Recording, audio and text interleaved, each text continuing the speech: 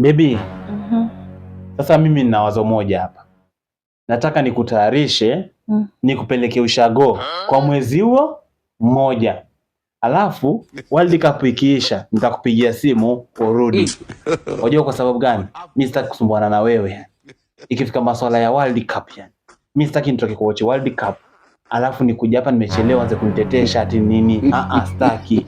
Ama nimefika masaa ya kwenda kuwatch World Cup wanishikilia hapa ati ndio za kunipatia makazi nifanye nibaki na wewe hapa. Mimi sitaki uboeke na sitaki tusumbuane.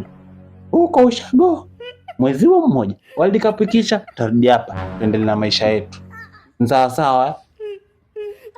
Hiyo si sawa kweli. Niende ushago kwa sababu ya World Cup?